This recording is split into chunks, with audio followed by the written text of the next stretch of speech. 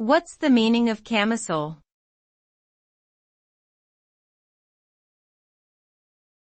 Camisole.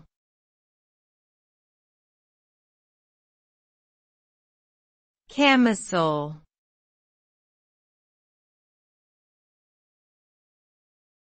Camisole.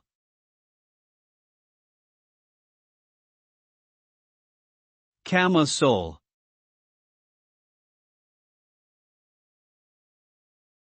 A camisole is a type of women's undergarment that covers the upper body and typically has thin straps.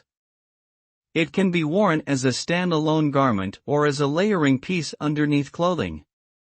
Camisoles are often made from lightweight materials such as silk, satin, or cotton and come in a variety of styles including lacy, embellished, or plain. They are commonly worn as part of lingerie sets but can also be used for casual or formal wear.